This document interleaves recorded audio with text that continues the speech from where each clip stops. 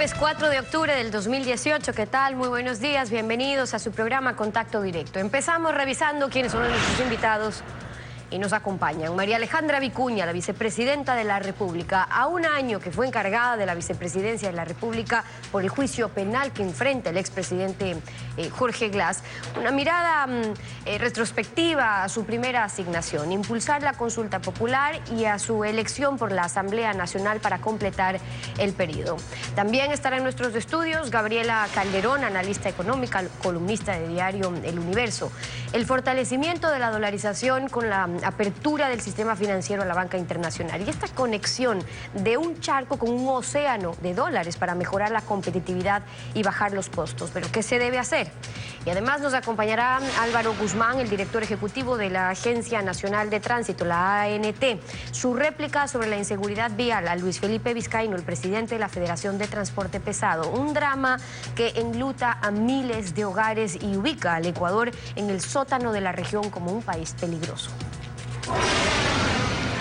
El Consejo de la Administración Legislativa, el CAL, calificó la denuncia del legislador Esteban Bernal sobre la incompatibilidad de las funciones de la asambleísta Sofía Espín, del bloque correísta, al visitar en la cárcel a la ex agente de la SENAIN, Diana Falcón, testigo protegido que incrimina al expresidente Rafael Correa como autor intelectual del secuestro en Bogotá de Fernando Valda.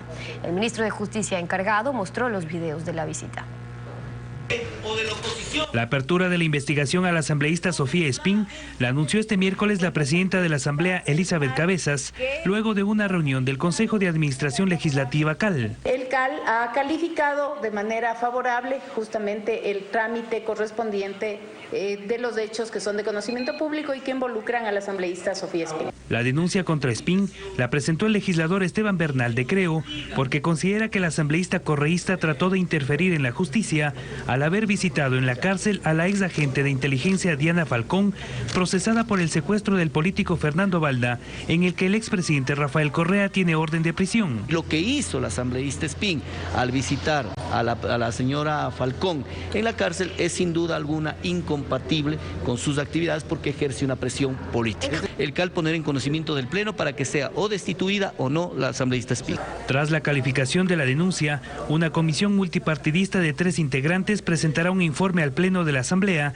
para que decida una eventual sanción. Es el primer caso, si no me equivoco, al menos en la historia reciente de la Asamblea Nacional, que se estaría dando paso y calificando una denuncia presentada contra un asambleísta por supuestamente haber incumplido las funciones. Espín días antes justificó la visita a Falcón en la cárcel a la que calificó de humanitaria y dijo que no vulneró los controles. ¿Dónde están los registros, los videos de mi visita a la persona privada de libertad Diana Falcón? Si en la bitácora no consta mi nombre, no es mi culpa. Sin embargo, este miércoles Paul Granda, encargado del Ministerio de Justicia, difundió el video del centro de detención al que acudió Espín junto a Yadira Cadena, abogada de Correa en el caso Valda. Estamos demostrando con hechos, con imágenes, con documentos, con la bitácora. En el video se la observa con gafas en donde, según Granda, se reunió con Falcón por 25 minutos. Esto ocurrió el lunes 24 de septiembre, un día antes de la audiencia, cuando la Fiscalía acusó a Correa de autor del delito de secuestro a Valda. Reveló que Falcón recibió una amenaza de muerte y que ha tomado medidas de seguridad para proteger su integridad. ¿Qué tal, Alfredo? Buenos días, ¿cómo te va? Muy bien, Steffi, buenos días a todos. Con esta decisión, coherente con el mandato popular de la consulta de sancionar a los corruptos, el CAL parece por fin dar un golpe de timón a sus decisiones dilatorias y retardantes del control político. La Asamblea debe recuperarse de la castración histórica de la dictadura plebiscitaria de Correa a su función fiscalizadora. Ojalá que siempre haya decisiones consecuentes para evitar que en el futuro se repitan estos intentos de secuestro exprés a la cooperación eficaz con la justicia de un ex servidor público. Ya basta de metidas de mano. La actualidad, los protagonistas, el análisis y la información en Contacto Directo. Gabriela Calderón, analista económica, columnista de Diario El Universo. Bienvenida a Contacto Directo. Muchas gracias por la invitación. ¿Usted cree que el complemento natural para una economía dolarizada sería la integración financiera con el mundo, con la apertura a la banca internacional? Ahora, muchos actores, incluso de la misma banca, se muestran interesados, les parece bien, pero a la hora de la hora, ¿por qué no se ha podido dar y por qué sí conviene? Bueno, a los que más les debería interesar es a los potenciales clientes y consumidores de servicios financieros. Nosotros hemos vivido una dolarización combinada con un sistema de represión financiera, al igual que el proteccionismo comercial. El proteccionismo financiero lo que hace es encarecer artificialmente los productos y servicios disponibles a los consumidores y también restringir las alternativas. Realmente lo que tenemos es un sistema muy similar al sistema financiero de Panamá en el año 1970. En ese entonces Panamá tenía solo 24 bancos, similar a lo que tenemos aquí en el país hoy.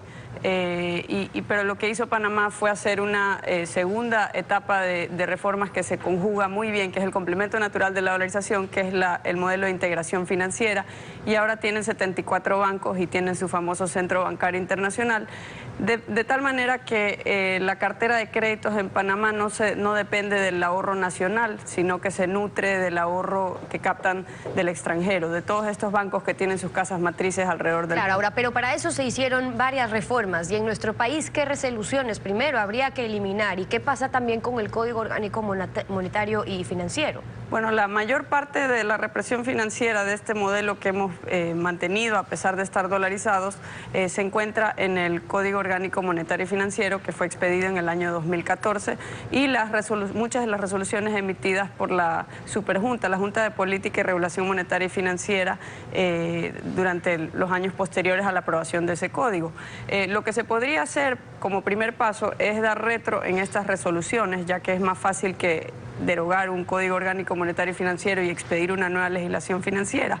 Pero el segundo paso ciertamente que sería reemplazar esa legislación financiera con una legislación moderna, y nos podría servir de guía la Ley Bancaria de Panamá, donde se contempla que, por ejemplo, el gobierno, ninguna autoridad estatal interviene en la fijación de las tasas de interés. Irónicamente, así ha resultado eso, entre otros factores, en que Panamá tenga una tasa de interés mucho más baja. ¿Por qué? Porque hay una competencia feroz entre una numerosa cantidad de bancos. Claro, y en cambio, ¿qué está pasando con las tasas en nuestro país? Pero antes de eso y en ese contexto, escuchemos algo de lo que nos dijo esta semana también el ministro de Economía, Richard Martínez. Hay varias reformas estructurales que el país tiene que emprender y una de ellas es la reforma en términos de competitividad y productividad, disminuir la carga tramitológica. Luego hay reformas también en el mercado de valores que estamos trabajando, que se presentarán oportunamente. El mercado de valores es una herramienta poderosísima para generar mayor movilidad del dinero de los ecuatorianos y para darles mayor oportunidad a los inversionistas y a los emprendedores. El tamaño del mercado de valores de Ecuador comparado, por ejemplo, con Perú o con Colombia, es un tamaño muy pequeño. Entonces, si hay la intención, ¿cuáles serían las primeras acciones si se quiere mejorar la competitividad también en el mercado de valores? Bueno, en el mercado de valores, digamos, es un tema distinto al mercado financiero específicamente, y el mercado de valores se ha visto afectado en los últimos años porque gran parte de las inversiones que captaba eran de la seguridad social, que pasó a ser, digamos, a dirigir la mayor parte de sus recursos a invertir digamos, en gasto público, básicamente. Entonces, digamos, para mejorar, digamos, el ámbito de lo que tiene que ver con el sistema financiero, que es de lo que yo estaba tratando, lo que se requiere son reformas en el ámbito tributario. Por ejemplo, Panamá no solo tiene una ley bancaria y tiene la dolarización, sino que también tiene un sistema tributario territorial. Eso significa que la renta generada en Panamá tributa allí y la que no es generada ahí no tributa. Por otro lado, en Panamá los que no son residentes sí se les permite abrir una cuenta en Panamá. En Ecuador, debido a una resolución de la Junta, no se permite.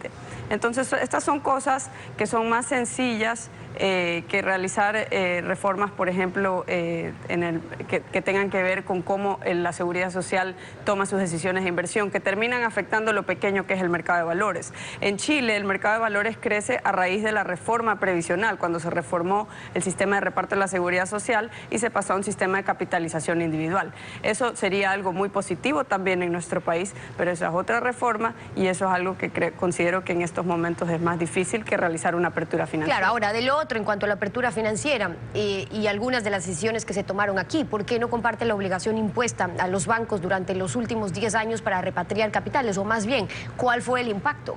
Bueno, el impacto de la obligación de repatriar capitales es que, digamos, no se comprende que en un sistema financiero mundial como el que tenemos hoy en día, los recursos se repatrian con el clic de un mouse y de manera instantánea, y que este sistema de tratar de mantener todo adentro del país no termina favoreciendo a la gestión descentralizada del riesgo y la gestión óptima de riesgo. Por eso muchos bancos de nuestro país mantienen recursos afuera, incluso pagando multa.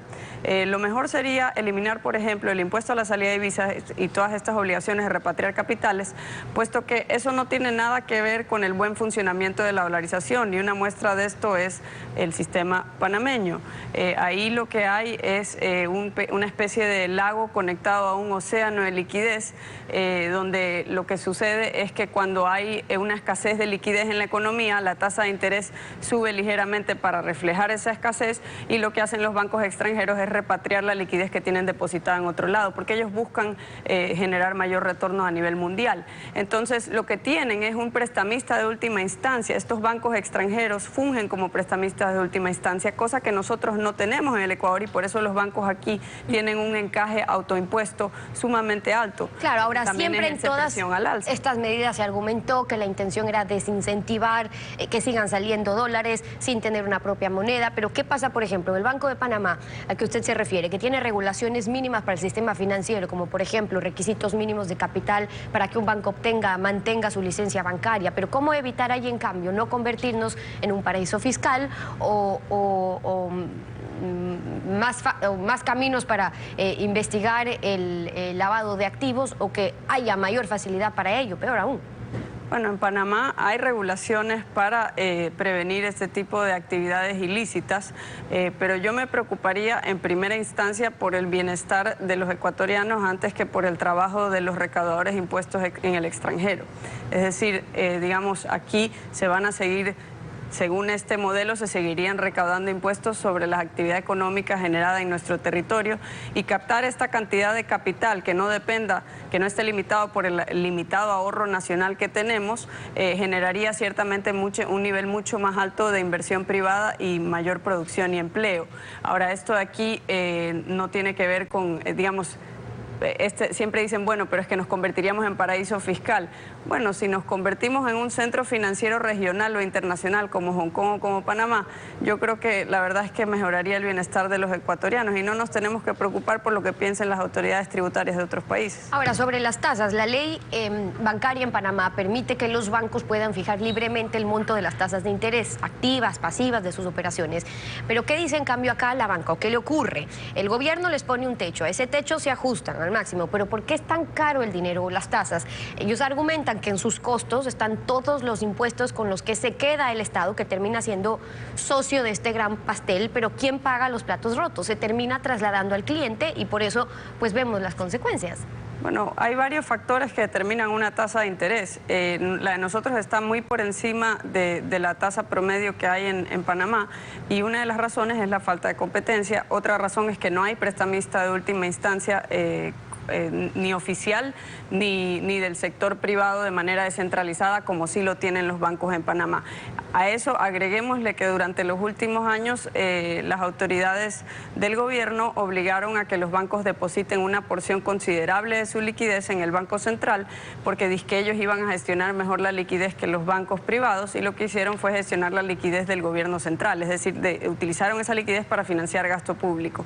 Entonces, lo que hicieron los bancos a su vez fue reconstituir las reservas en caja que ellos tenían, y todo esto es una especie de política monetaria restrictiva.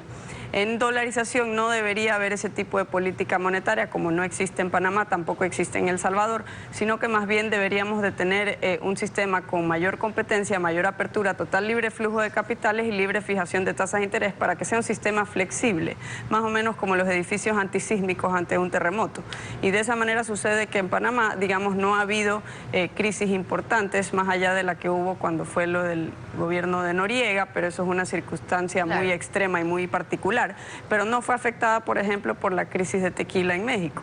que sí afectó a muchos países de la región latinoamericana. Entonces nosotros estamos listos, somos el candidato ideal para este tipo de reforma y si el gobierno está interesado en realmente lograr que haya tasas de intereses, acceso a crédito más barato para todos los ecuatorianos, pues lo mejor sería fomentar la competencia mediante la apertura.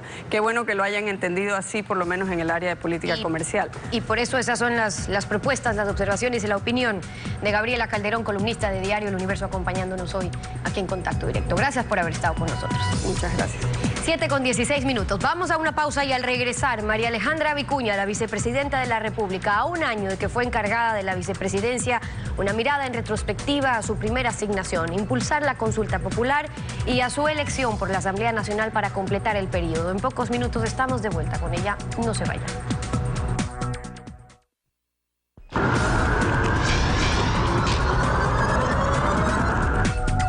El 2 de octubre de 2017, Jorge Glass fue encarcelado.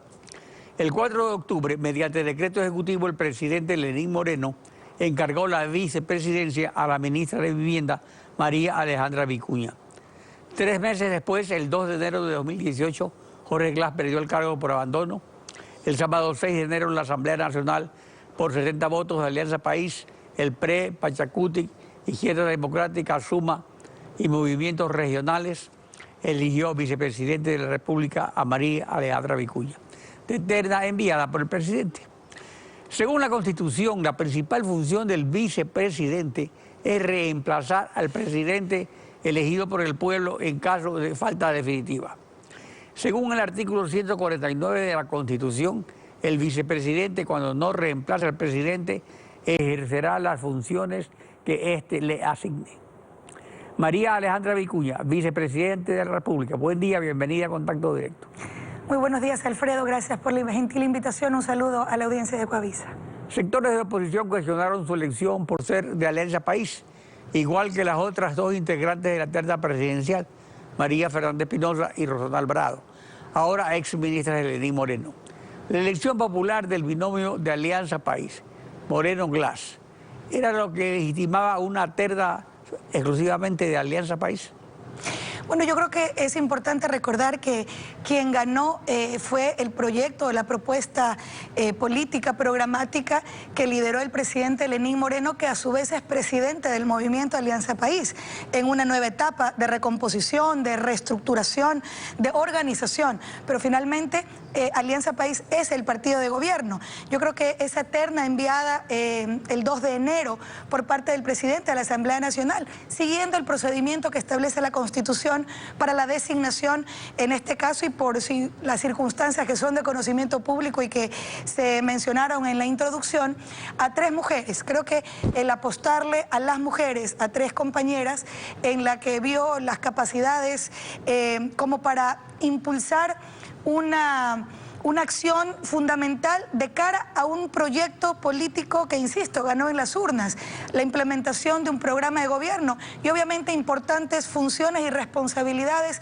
que posteriormente, en mi caso concreto, me asignara más allá de aquella fundamental que fue durante el encargo que el día de hoy se cumple un año de esta importante gestión. ¿Cómo pasa el tiempo? Ya un año desde que ese encargo de ser la responsable del seguimiento y la coordinación interinstitucional de la consulta popular. Ya vamos a ver eso. Ahora, el correísmo acusa al presidente Lenín Moreno de entregarse a un diálogo con la derecha. ¿Usted considera que el gobierno conserva su perfil de izquierda con las rectificaciones al correísmo y la depuración a Alianza País? Sin duda, la crítica y la autocrítica ha sido permanente. Creo que el reivindicar la ética en la política, el combate frontal a la corrupción, sin perseguir a nadie, pero tampoco encubriendo las cosas. Y sobre todo, haciendo los ajustes necesarios de un proyecto y de una nueva etapa de este proyecto político. A mí me parece que eso es fundamental. Y tenga la seguridad que una de las características de este gobierno, del gobierno de todos, es el diálogo permanente con todos los sectores, porque es precisamente de la diversidad adversidad en la que se nutre una gestión gubernamental que tiene una línea clara y que la ha reiterado el presidente de la República, una línea progresista, una línea que siempre priorizará a los más pobres, una línea que siempre buscará dentro de la implementación de ese Plan Nacional de Desarrollo que hemos denominado Toda una Vida, atender sobre todo a los grupos de atención prioritaria. Y eso no implica sino también otro eje sustantivo, que es una profunda reactivación económica y productiva para poder lograr el otro objetivo. Antes de que deje el poder Rafael Correa, en Alianza País, ¿existían movimientos o intentos de autocrítica y depuración o fueron sofocados por el expresidente Correa porque no se conocieron o se conocieron ciertos brotes? Bueno, al interior de Alianza País, que nace precisamente como una suma de organizaciones y de movimientos, muchos, y dentro de esos quien habla, hemos siempre ejercido la crítica y la autocrítica en los espacios que corresponde, en los niveles que corresponde, precisamente porque consideramos que ningún proyecto puede autodefinirse como transformador si es que no tiene a la crítica y a la autocrítica como una herramienta sustancial para el cambio, para proyectarse hacia el futuro, para estar evolucionando constantemente y repensando las cosas, pero sobre todo haciendo los ajustes necesarios de cara no solo a lo que demanda la ciudadanía, no perder esa sintonía con la gente. Seguramente ese es uno de los principales errores que se cometieron en el periodo anterior. Dejar de hacer clic con la gente, en algún momento perder realmente el sentido de lo que implica el generar un proceso permanente de autocrítica que permita corregir los errores que sin dudas se cometen en el ejercicio de hacer, en el ejercicio de gobernar. Yo creo que ese es un aspecto medular que este gobierno, a la cabeza con el presidente Lenín Moreno, lo tiene muy claro. Por ello el impulso permanente del diálogo nacional. Por eso precisamente las funciones a usted asignadas por el presidente Lenín Moreno, inicialmente de octubre a enero de 2017, fue impulsar la consulta popular. Los logros alcanzados con la consulta fueron decisivos para ocupar el primer lugar en la terna posteriormente. Bueno, creo que fue una valoración que no solo el Buró, sino particularmente el propio presidente consideró para plantear el que yo encabece la terna y posteriormente la Asamblea haya designado, me haya designado como vicepresidenta constitucional de la República el 6 de enero. Creo que no solo los resultados, creo que el compromiso y sobre todo yo creo que reivindico el haber apostado por parte del presidente a las mujeres para que formen parte de este equipo de trabajo en tan alta responsabilidad, porque la consulta popular, su coordinación, su impulso, obviamente continúa como parte de las tareas encomendadas, como parte de esas responsabilidades asignadas en mi condición de vicepresidenta. Hoy, en una nueva etapa, en el proceso de la implementación de la consulta popular, acciones que se han venido desarrollando para lograr este objetivo. No solo la coordinación al interior del Ejecutivo para enviar la ley derogatoria a la ley de plusvalía o conformar la comisión técnica que ya en junio presentó el informe para la aplicación de la pregunta 7 vinculada al tema del Parque Nacional Yasuní, o por ejemplo, y siempre con un sentido plural y democrático que plantea el presidente Lenín Moreno, el recoger las distintas propuestas para la conformación de las ternas que posteriormente fueron enviadas a la Asamblea Nacional para integrar el Consejo Transitorio, como para poner un ejemplo de esas acciones que se vienen desarrollando en el post-consulta, luego del 4 de febrero, para la implementación ya de ese mandato popular. La asignación realizada en enero, después de la elección de la Asamblea, ¿guarda relación con el perfil de izquierda de la Alianza País? ¿Cuáles son esas asignaciones? Bueno, las asignaciones creo que son fundamentales porque son aspectos importantes para la gestión gubernamental. Primero, el liderar, el presidir el Comité para el Fortalecimiento de la Economía Popular y Solidaria, un sector fundamental de la economía nacional. El 64% aproximadamente de la población económicamente activa de nuestro país forma parte de este importante sector. Y el entender a la EPS ya no como una economía residual, sino como un verdadero pilar del sistema económico nacional, hacia allá apuntan esos objetivos y creo que las muestras dadas para el fomento de este sector son fundamentales. La otra es presidir el Comité para la Reconstrucción y Reactivación Productiva de las hermanas provincias de Manabí y Esmeraldas, como un aspecto prioritario también dentro de la gestión de gobierno, y finalmente la coordinación para el fortalecimiento del sistema de seguridad social. Creo que son tres aspectos fundamentales más allá del contexto continuar en el proceso de ahora de implementación de la consulta popular, de la supervisión, de ver que ese mandato del 4 de febrero se cumpla a cabalidad. La asignación respecto a la reconstrucción de Manabí y Esmeraldas, ¿qué experiencias ha traído hasta el momento? Creo que son muy positivas. Primero, la primera decisión, haber incorporado una representación de Esmeraldas. Creemos que fue realmente una deuda pendiente, una deuda del Comité de Reconstrucción con la provincia verde. El que hoy esté representada en este comité la prefectura, Esmeraldas a través de la prefectura, y como invitado permanente la gobernación de la provincia, que es la que articula todo el ejecutivo desconcentrado para las acciones que hay que hacer en esta provincia, son importantes. Solo en lo que va del año, de enero a septiembre, 32 obras se han entregado por un monto de 200 millones de dólares. Pero aquí lo importante es que se lograron destrabar muchos problemas y obstáculos con los que nos encontramos, de todo tipo, técnicos, jurídicos, presupuestarios y demás. Y la principal consigna en esta nueva etapa del Comité de Reconstrucción es que aquellas obras que se han encontrado inconclusas, en algunos casos incluso con avances del 50, del 70% y con inversiones millonarias del Estado ecuatoriano, tenían un solo camino: concluir esas obras. Atrás de cada obra que no ha sido terminada, sin dudas hay decenas de miles de damnificados afectados por el terremoto que no han podido ser atendidos. Por ello, creo que esta primera fase, que fue identificar y hacer una supervisión mucho más firme, más exhaustiva, siempre teniendo la transparencia y la eficiencia en el manejo de los recursos públicos, en las inversiones públicas que se hagan para los objetivos de la reconstrucción, han sido importantes, pero ciertamente también complementar con un segundo eje de acción que para nosotros es prioritario, que es la reactivación económica y productiva de las provincias afectadas por el terremoto. María Alejandra Vicuña, vicepresidenta de la República. Gracias por acompañarnos en Contacto Directo. Estefi. Tiempo de ir a una pausa y cuando regresemos estará Álvaro Guzmán, el director ejecutivo de la ANT, de la Agencia Nacional de Tránsito, y su réplica sobre la inseguridad vial a Luis Felipe Vizcaíno, el presidente de la Federación de Transporte Pesado. En pocos minutos estamos de vuelta con eso. No se vayan.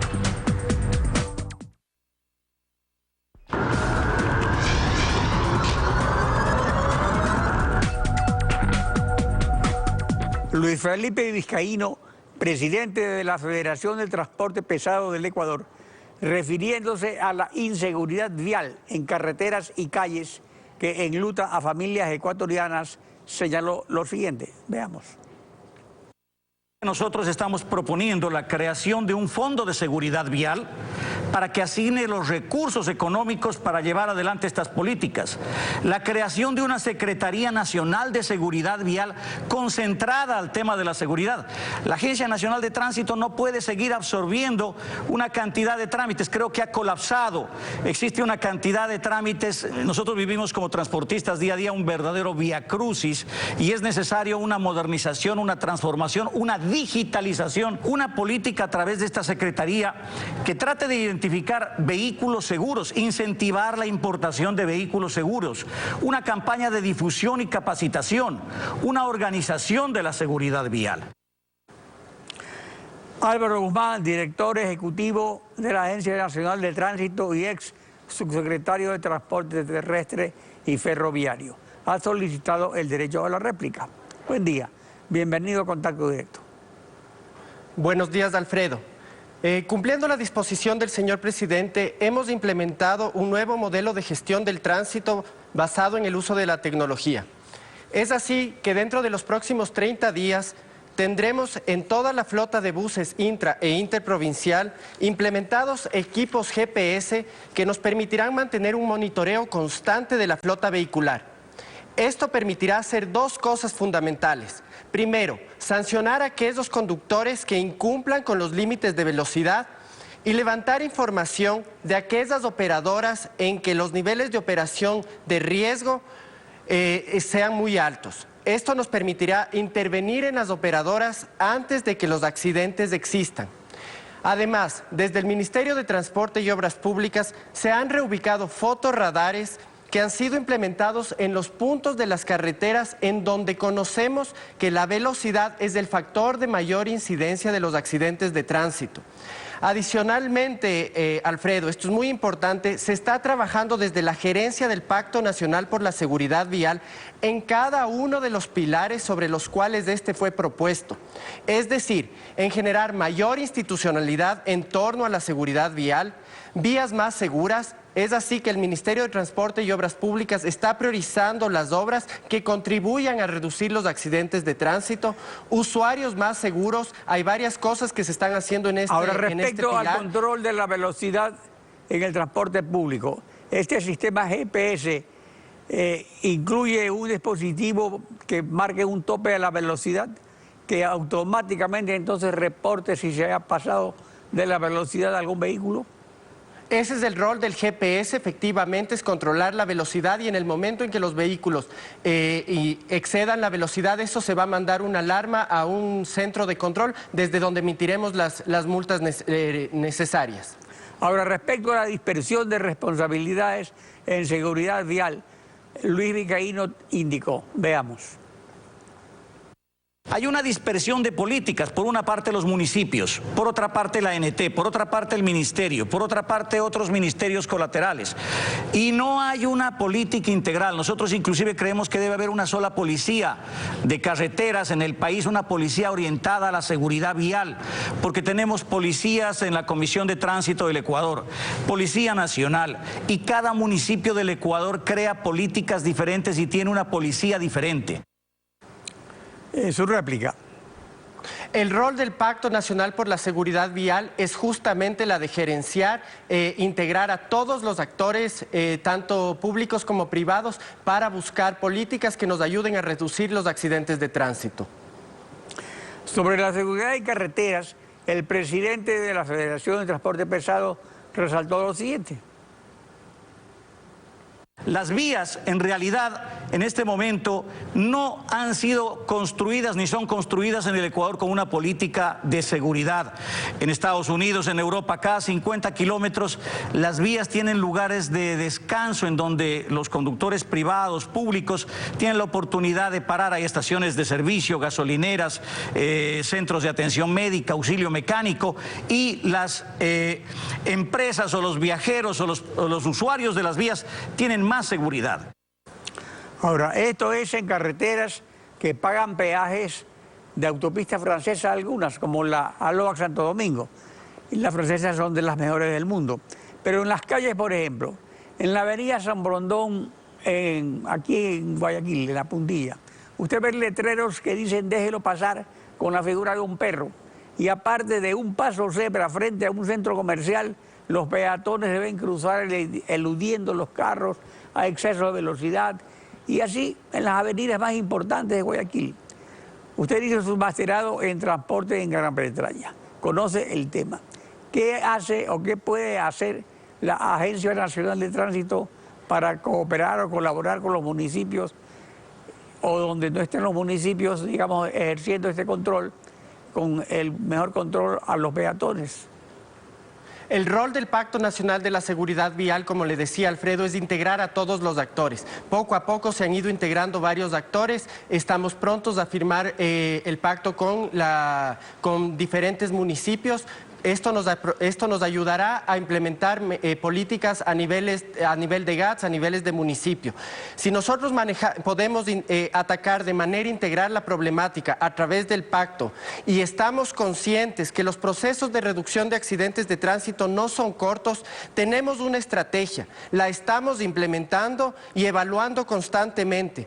Y contamos con todos los ecuatorianos, porque este no es un problema solamente de la Agencia Nacional de Tránsito y del Gobierno Central.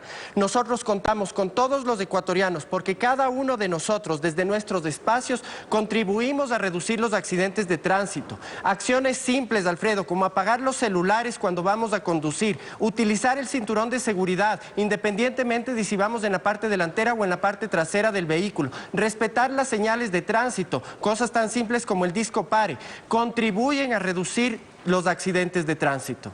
Pero para ello se necesitaría una campaña educativa, porque la verdad es que ni los que sacan licencias tienen mayor educación vial. Sí, Alfredo, la educación tiene que ser constante, las campañas tienen que ser constantes y aquí una invitación a los medios de comunicación para que nos ayuden a elaborar estas campañas, para que nos ayuden a difundir este mensaje, porque son ustedes los que tienen un alcance nacional, los que están todo el día llegando a las personas y su rol, además de investigar y hacer la crítica, que siempre es bienvenida, tienen un rol importantísimo de educar a la sociedad. Ahora, respecto a las licencias de manejo, tenemos lo siguiente de acuerdo a Luis Felipe Vizcaíno. Y consideramos que las licencias, el sistema en que se está dando es un sistema que ha fallado en el Ecuador y se lo tiene que reformar. ¿Cómo puede ser posible que a un conductor de tráiler se le entregue una licencia a una persona en 7 meses? Usted ha visto, don Alfredo, para poder otorgar una licencia de un conductor de avión. Primero establece un curso de 1 año, se le da un número mínimo de horas, se le da exámenes, luego pasan 2 años más, vuela 2000 horas más, hace un nuevo curso y se le da para un avión intermedio, pero empieza volando un avión pequeñito, luego un avión intermedio, continúa más tiempo con una práctica probada, certificada, y al final se le da una licencia para poder manejar un avión grande. Acá en el Ecuador se entrega licencias directamente para salir a manejar buses, para manejar camiones. Entonces ha fallado este sistema. O sea, antes era diferente, sí había ese sistema progresivo. Ahora, aparte del peligro de los choferes inexpertos, la ANT no le exige a las empresas interprovinciales, bueno, ya le está exigiendo ahora el tope en el acelerador. Pero sobre el problema de las licencias, lo importante también es que se trate de evitar el control del exceso de velocidad. Y para eso, por ejemplo, en lo que respecta a los conductores privados, ¿qué implementaría la agencia? Más allá de los modelos de gestión que se puedan hacer para la implementación de las licencias, lo que se necesita es que los conductores sean monitoreados constantemente y esto nos permitirá generar la información para poder educarlos en aquellos puntos donde están fallando. Esto es lo que buscamos nosotros a través del monitoreo constante que vamos a hacer con los equipos que están instalados y que en 30 días estarán instalados en 100% de la flota vehicular. ¿Y sobre las licencias habrá cambios? Actualmente se están haciendo cambios a la ley en la Asamblea. Nosotros llevaremos nuestras propuestas. Álvaro Guzmán, director ejecutivo de la Agencia Nacional de Tránsito, ha ejercido el derecho a la réplica. Gracias. Muchas gracias, Alfredo. Sí. Así concluimos esta emisión y como siempre a ustedes gracias su confianza y sintonía. Mañana estarán en contacto directo Lenin Artieda y Samantha Mora. Nosotros nos volvemos a encontrar el lunes. El martes. El martes sería. Que disfruten el feriado.